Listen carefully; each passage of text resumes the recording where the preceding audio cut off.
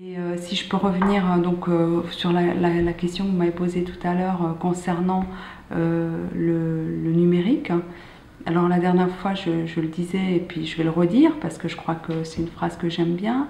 C'est comme quand il y a certaines personnes qui disent oh ben moi le numérique voilà, ben oui, ça ne peut pas remplacer le livre, c'est pas possible. Ben évidemment, le numérique ne peut pas remplacer le livre puisqu'on est dans une autre matérialité. Alors il ne peut pas le remplacer, mais il est en train de prendre une place différente dans nos vies. Il est en train de révolutionner nos pratiques, notre vision du monde. Nos enfants ne pensent plus de la même manière que nous et n'accèdent plus de la même manière que nous avons accédé à la culture et aux livres. Et donc ça, de nier cette part en disant, voilà, la question c'est pas de dire j'aime le numérique, je veux y travailler ou pas. Le numérique c'est une révolution qui s'est mise en place, une révolution, c'est l'équivalent on va dire de la révolution industrielle. Et on ne peut pas être contre ou pour une révolution, on la vit aujourd'hui, on est dedans. Et toute la question c'est de savoir comment est-ce qu'on se projette dans ce monde en mutation, ce monde qui parfois peut nous effrayer, mais moi je le trouve plutôt assez drôle par moments. Et puis je sens à quel point il y a une vivacité aussi autour de nous qui se met en place, et parallèlement d'énormes bêtises aussi qui peuvent se mettre en place. Et c'est cette régulation qu'il faudra peut-être essayer de penser, de réfléchir, qui nous incombe à nous, politiques, mais aussi tout le champ, enfin tous les gens qui sont en charge justement de la culture, de se poser la question de la médiation. Donc le numérique, c'est un support, hein, on a le livre, on a le numérique, c'est un support. Je ne crois pas que le livre disparaîtra complètement, il va muter.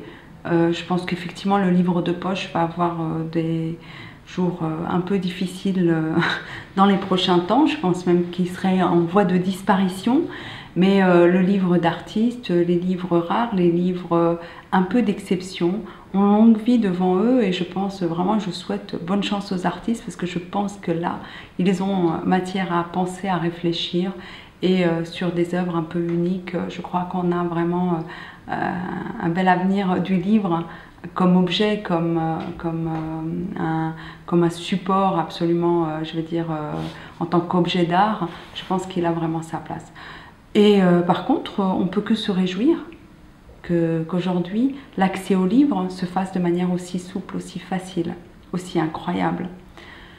Alors, c'est pas parce qu'on a accès à toutes ces richesses hein, qu'on a les moyens d'en comprendre, je veux dire, d'en comprendre l'importance par moment. Et donc, l'éducation, la médiation et toutes ces étapes nécessaires à faire évoluer, à faire grandir et à apporter justement à chaque individu l'esprit critique, je crois que c'est là que nous devons nous pencher et travailler.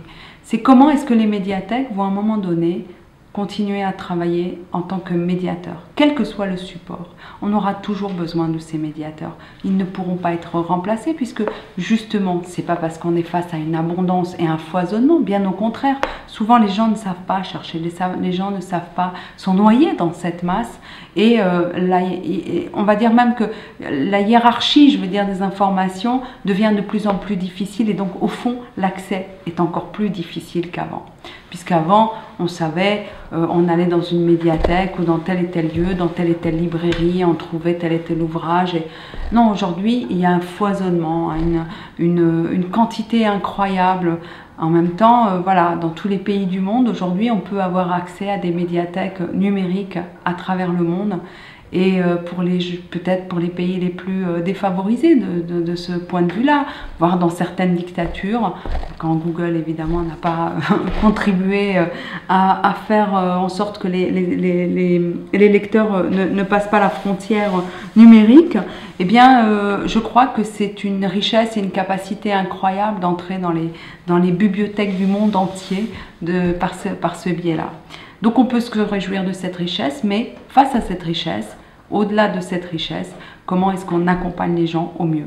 Et donc cette question du numérique, ce n'est pas une question accessoire, elle est centrale. Elle doit être vraiment traitée de manière, je vais dire, fondamentale, comme une question primordiale, on va dire, dans le champ culturel et sur le champ de la lecture publique en particulier. Donc voilà, ça c'est pour moi mon point de vue sur le numérique et de sa place dans le réseau de lecture publique et par rapport à toute la question évidemment de l'avenir du livre.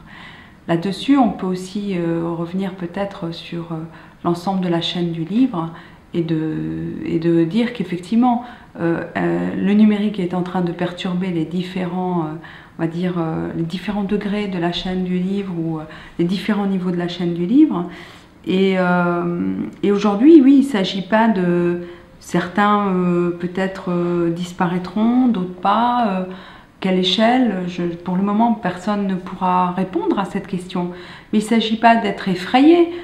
Est-ce qu'il ne s'agit pas de crier au loup, mais de dire, bien évidemment, on est conscient de cette évolution et comment est-ce qu'on la transforme, comment on l'accompagne et comment on... Par exemple, on voit bien par exemple que sur le champ aujourd'hui de l'imprimerie, la plupart des imprimeurs ont quasiment disparu. À un moment donné, on trouvait quasiment plus d'imprimeurs. Ils avaient tous fait faillite. Et aujourd'hui, on voit qu'il y a des imprimeurs qui ouvrent à peu près partout, avec du matériel plus ou moins souple, avec une qualité d'imprimerie plus ou moins souple. Mais les vrais professionnels, eux, ils sont restés. Et je crois qu'aujourd'hui, on est très heureux de pouvoir travailler avec eux. Donc je donne ce petit exemple, mais voilà, c'est un exemple pour moi de mutation d'un champ entier, d'un pan entier, l'imprimerie, concernant l'imprimerie. Et donc je trouve que là, on a des exemples, la vie de l'être humain a été jonchée de ces mutations, de ces évolutions. Et donc aujourd'hui, on vit une évolution très très importante et on ne peut que s'en réjouir et l'accompagner au mieux.